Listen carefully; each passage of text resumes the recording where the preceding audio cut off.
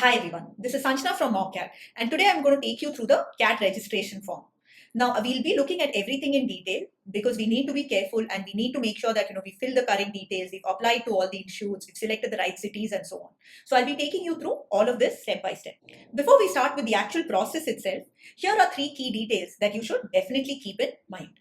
So first is keep all the necessary details and documents handy so that form filling itself becomes more convenient. So these could be your mark sheets, any certificates, photographs, signature and so on. At the end of the video, we have a list of all of the documents and the information that you need. So you can go through that and make sure that you have it all handy before you start the form filling. The second is during the form filling, be very careful. There are certain things which you could change, but those are very few. Once you fill these details, that's it, and that's going to the CAT authorities and all of the IIMs. So a common error that I've seen is a lot of people take their CGPA and just multiply it by 10. So if you have 8.5, for example, you might be just multiplying it to get 85%. But most colleges and universities actually multiply by 9.5. So double check all of the information. I'll be going through the form step by step and pointing out certain areas that you have to be careful of, right? And this is really important because once you've put in the details, and it can be something as simple as just the mobile number that you've chosen, you're not going to be able to change any of these once you've made the payment. So be careful, do a double check. The form is going to pop up with alerts and make you verify it each time, so please do that. The last thing would be, at this time, apply to as many of the IIMs and the courses as possible. I know a lot of you will have this in mind that I want to get through only the top 3 IIMs or the top 5 IIMs, or I don't want to go for this other specialization or something like that. At this point, application to all of the IIMs and all of the courses is anyway included in the registration fee. So it's better to just apply for all of them so that you can maximize the number of interviews that you have. And a lot of the times, the so-called, the secondary IIMs, the baby IIMs and all, will have their interviews ahead of the top IIMs. So even if you're not intending to go there, this is actually something which will just give you the experience to get in. And needless to say, graduating from any IIM is definitely a good boost for your career. So at this point, just apply to as many of the courses as you can. You might not want to go for the FPM, which is the integrated doctoral program, but when it comes to the regular MBA, as well as some of the other courses like business analytics and agribusiness management or HR, for now I would suggest just checking all of those boxes. So on that note, let's start off. So the page that you need to go to is iimcat.ac.in. We'll be putting this link in the description as well so that you can directly go from there. So we start with the new candidate registration. Even if you have already registered and taken last year's CAT, you're a new candidate for CAT 2023. So just start with this. Once you click the registration button, as you can see, it takes you to another tab where all the details are given. So you need to agree with this. Basically, they're just saying that they'll be using it for official communication. And then you start filling the details. The first are our basic details: name, date of birth, email, and mobile number. So let's start with that.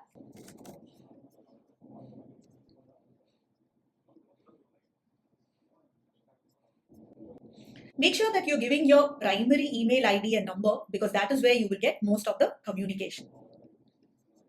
Of course, for India, it will start with 91 and then you punch in your mobile number. Once you've done that, you need to generate the OTP. You're going to get a couple of OTPs. One is on your mobile and the other is on your email. So let me start with mine. Once you punch in the OTPs, just validate them.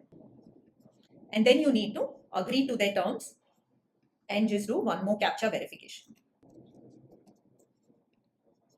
So here you'll be getting the details. So just make sure that you just check it once and then only you check the box. So check before you check. Now once this is done, you can immediately go to the application. This is of course the important part.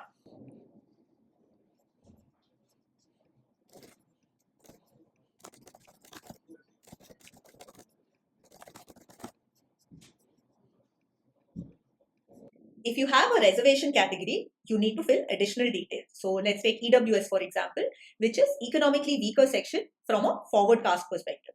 Now EWS and NCOBC, along with the caste, there is also an income level or threshold that you need to be below. And that certificate is typically valid for about a year. So you need to make sure that your certificates are valid because you will be asked to upload them. Typically the validity will be for the financial year, which is up to next March.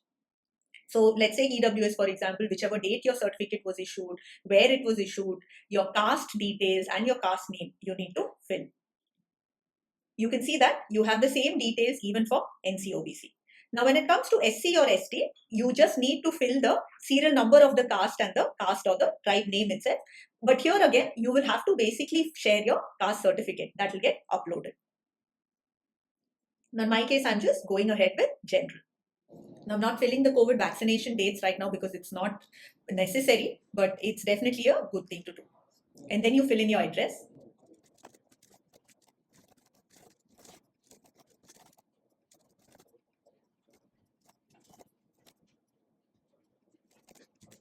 Once you're done with your address, the next thing to do is to upload your photograph as well as a scanned copy of your signature. So I typically recommend just signing on a piece of white paper and taking a picture with your phone. You got to make sure that you keep to the specifications. You can just click here for that, and we'll also have it at the end for you. So when it comes to your photo, it has to be for up to 1 MB, and you have a few examples of how you should have it and so on. Try to keep something which is new. Don't use your first year college picture or something that's really old. You need to view it here, make sure that it's fine. And the same for your signature as well. In fact, they won't let you go ahead if you've not checked it. In the next tab, as you can see, we've got to fill up academics. So go up first, start with your 10th onwards. So mine's ICSE, so I just go with that. So this will typically be the number of subjects you had multiplied by 100 and what are the marks that you obtained.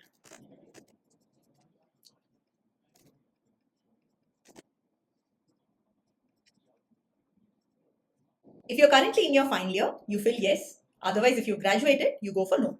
You're only eligible to take CAT if you are at least in your final year. You can't take it a year before. So have you completed? Here I'll go for yes, and then I'll select the details. So mine's a 4-year degree. You can similarly fill in the details.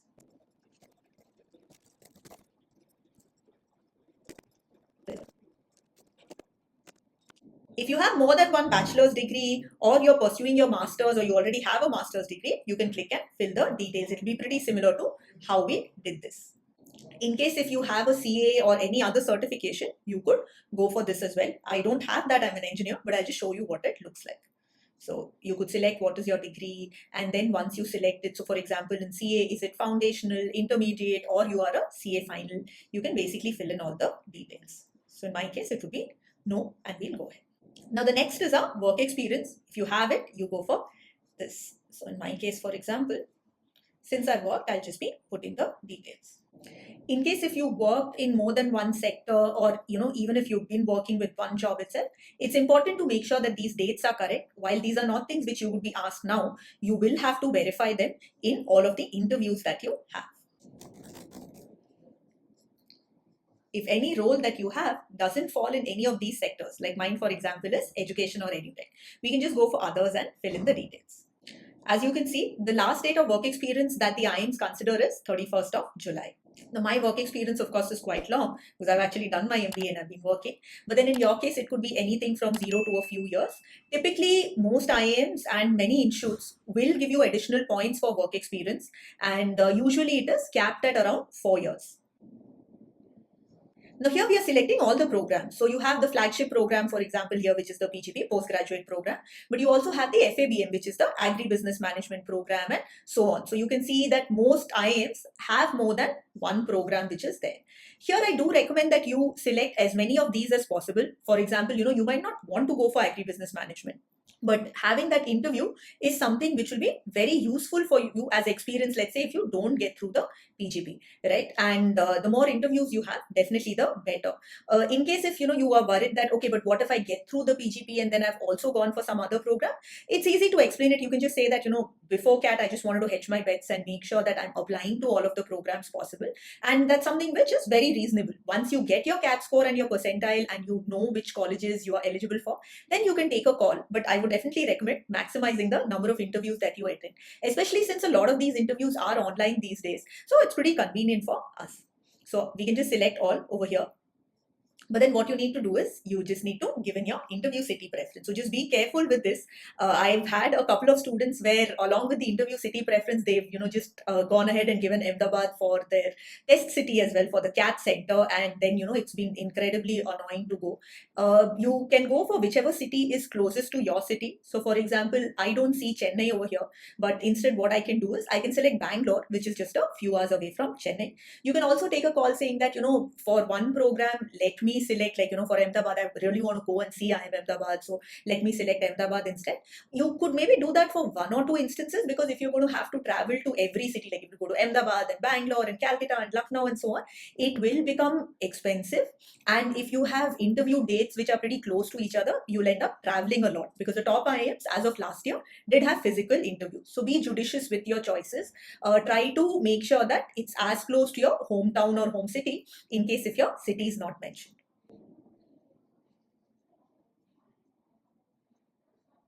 Now, once we are done with this, we just save and next.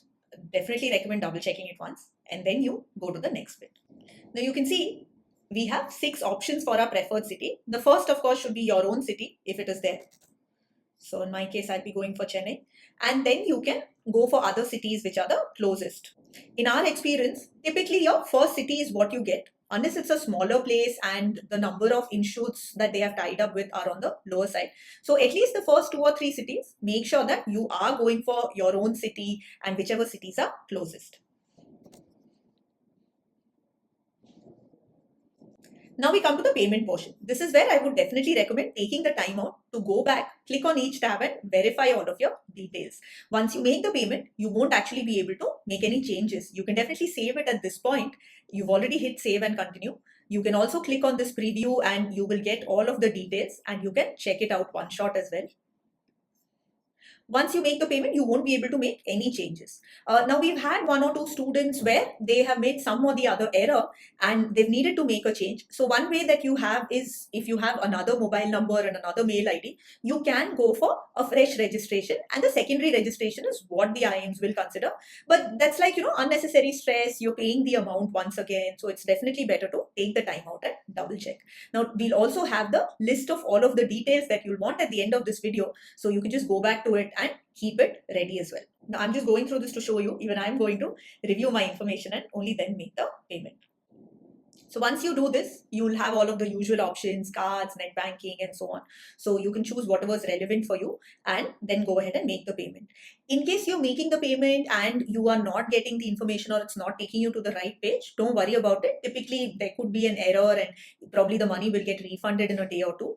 Given all of these things, I would definitely recommend that you get this process done early. Preferably, you can get it done sometime in August. So, a Sunday or 15th of August or something like that, when you have some quiet time and you can go ahead.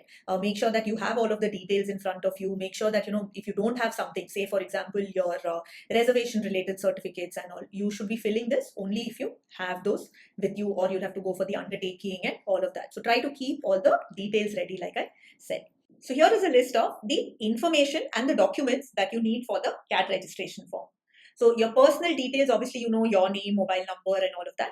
Your parents' names are mandatory. You need to put in your full residential or postal address. This, if you are staying in a hostel, can be your hostel address as well. Most of the communication these days is through email.